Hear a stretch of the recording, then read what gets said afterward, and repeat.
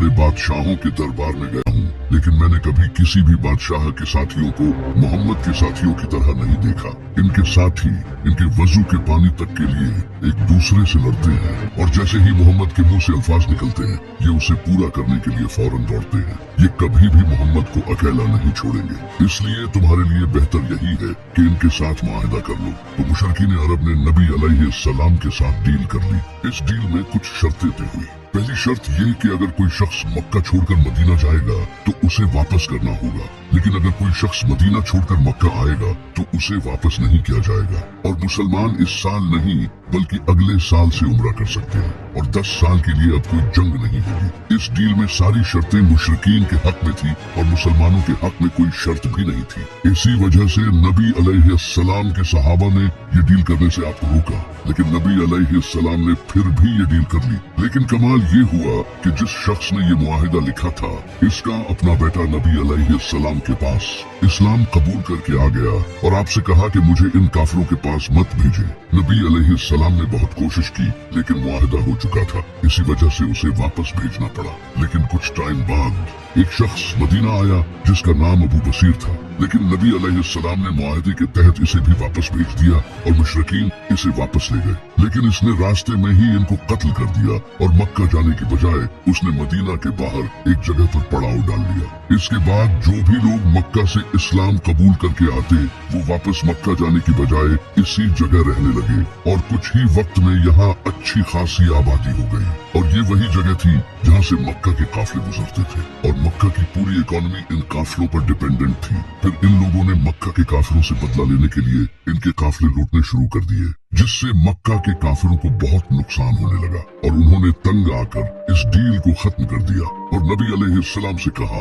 कि अब जो भी इस्लाम कबूल करके आपके पास आए तो आप उसे अपने पास ही रखें ताकि उनके काफिले बच सके। इस तरह ये मुआहिदा जो काफिरों ने अपना फायदा सोच कर किया था वो उल्टा इन्हीं के खिलाफ हो गया।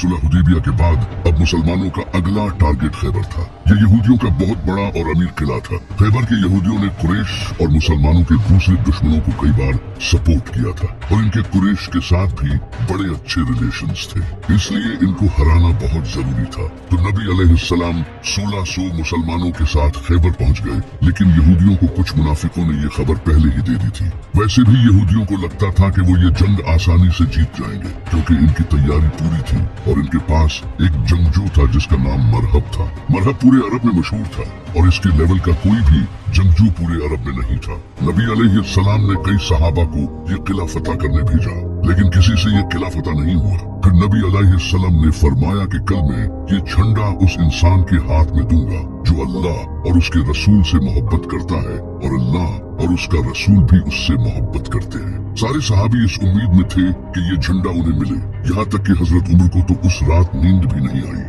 लेकिन अगले ही दिन नबी अलैहिस्सलाम ने फरमाया अली को बुलाओ। इमाम अली अलैहिस्सलाम की आंखें दर्द में थी। नबी अलैहिस्सलाम ने अपना लुआब इनकी आंखों में लगाया और इनके लिए दुआ की।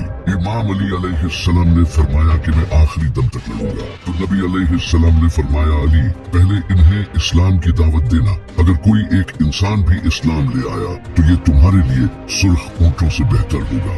इमाम अली अलैहिस्सलाम आगे बढ़े और सामने मरहब खड़ा था। इसने कहा कि मेरा नाम मरहब है और कोई ऐसा इंसान नहीं जो मेरा मुकाबला कर सके। तो इमाम अली अलैहिस्सलाम ने फरमाया मेरी माँ ने मेरा नाम हैदर रखा और मैं शेर की तरह हमला करता हूँ। ये सुनकर मरहब आगे बढ़ा तो इमाम अली ने एक ही वार किया और इसके जिस्म के 2 टुकड़े हो गए। ये देखकर सारे यहूदी कांपने लगे। फिर इमाम अली अलैहिस्सलाम आगे बढ़े और खैबर के 900 किलो के दरवाजे को उखाड़ कर फेंक दिया। इसके बाद मुसलमानों ने हमला किया और खैबर फतह कर लिया।